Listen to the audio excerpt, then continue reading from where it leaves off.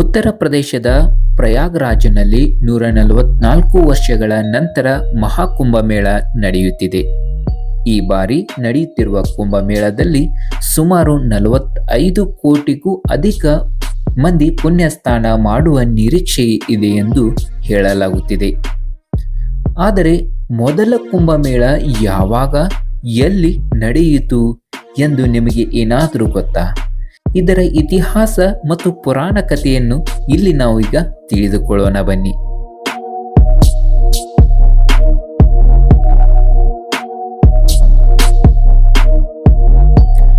ಪ್ರತಿ 12 ವರ್ಷಕ್ಕೊಮ್ಮೆ ನಡೆಯುವ ಮಹಾಕುಂಭಮೇಳದಲ್ಲಿ ಲಕ್ಷಾಂತರ ಸಂಖ್ಯೆಯಲ್ಲಿ ಜನರು ಭಾಗವಹಿಸುತ್ತಾರೆ. 2025ರಲ್ಲಿ ಉತ್ತರ ಪ್ರದೇಶದ ಪ್ರಯಾಗ್ರಾಜ್ನಲ್ಲಿ ಮಹಾಕುಂಭಮೇಳವನ್ನು ಆಯೋಜಿಸಲಾಗಿದೆ. ಜನವರಿ 13ರಿಂದ ಪ್ರಾರಂಭವಾಗಿದ್ದು ಮುಂದಿನ 45 ದಿನಗಳ ಕಾಲ ಅದ್ದೂರಿಯಾಗಿ ನಡೆಯಲಿದೆ. ಈ ಮಹಾಕುಂಭಮೇಳವು ಪುಷ್ಯ ಮಾಸದ ಹುಣ್ಣಿಮೆ ದಿನದಿಂದ ಪ್ರಾರಂಭವಾಗಿ ಮಹಾಶಿವರಾತ್ರಿ ಅಂದರೆ ಫೆಬ್ರವರಿ 26ರಂದು ಕೊನೆಗೊಳ್ಳಲಿದೆ.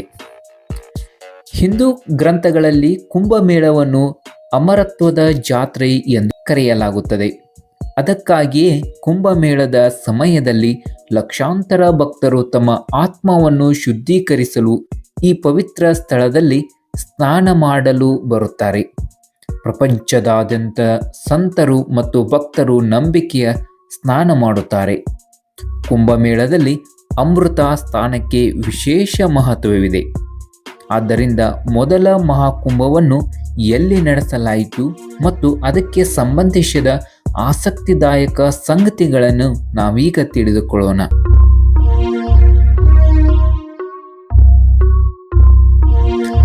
ಮಹಾಕುಂಭಮೇಳದ ಇತಿಹಾಸವೇನೆಂದರೆ, ಮಹಾಕುಂಭದ ಇತಿಹಾಸ ಬಹಳ ಹಳೆಯದು.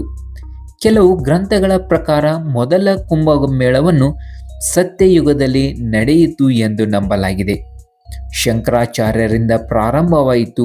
ಸಮುದ್ರ ಮಂಥನದ ಉದ್ಯಾನದಲ್ಲಿ ಕುಂಭಮೇಳವನ್ನು ಆರಂಭಿಸಲಾಯಿತು ಎಂದು ಕೆಲವರು ನಂಬುತ್ತಾರೆ. ಈ ಬಗ್ಗೆ ವಿವರವಾದ ಮಾಹಿತಿ ಲಭ್ಯವಾಗಿಲ್ಲ. ವಿದ್ವಾಂಸರ ಪ್ರಕಾರ ಕುಂಭದ ಸಂಪ್ರದಾಯವು ಸಾವಿರಾರು ವರ್ಷಗಳ ಹಿಂದಿನದು.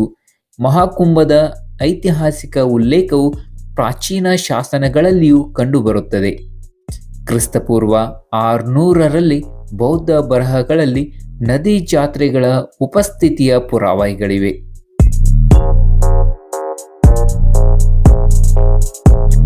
ಇನ್ನು ಮಹಾಕುಂಭಮೇಳ ಹೇಗೆ ಪ್ರಾರಂಭವಾಯಿತು ಅಂದರೆ, ಸಮುದ್ರ ಮಂಥನದ ಸಮಯದಲ್ಲಿ ದೇವತೆಗಳು ಮತ್ತು ರಾಕ್ಷಸರು ಅಮೃತ ಪಾತ್ರೆಗಾಗಿ ಕಾದಾಡುತ್ತಿದ್ದಾಗ ಇಂದ್ರನ ಮಗ ಜಯಂತನು ಅಮೃತ ಪಾತ್ರೆಯೊಂದಿಗೆ ಓಡಿ ಹೋದನು. ಕಲಶವನ್ನು ತೆಗೆದುಕೊಂಡು ರಾಕ್ಷಸರು ಅದರ ಹಿಂದೆ ಓಡಿದರು.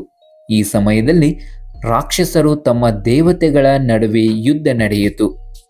ಜಯಂತ ಅಮೃತ ಕಲಶದೊಡನೆ ಓಡಿ ಹೋದಾಗ ಅಮೃತ ಕಲಶದ ಕೆಲವು ಹನಿಗಳು ಇಂದು ಮಹಾಕುಂಭಮೇಳ ಆಯೋಜಿಸಿರುವ ಈ 4 ಸ್ಥಳಗಳ ಮೇಲೆ ಬಿದ್ದವು. ಅಂದಿನಿಂದ ಕುಂಭಮೇಳವನ್ನು ಪ್ರಯಾಗ್ರಾಜ, ಉಜ್ಜಯಿನಿ, ನಾಸಿಕ, ಹರಿದ್ವಾರದಲ್ಲಿ ಆಯೋಜಿಸಲಾಗುತ್ತಿದೆ ಎಂಬ ನಂಬಿಕೆಗಳಿವೆ.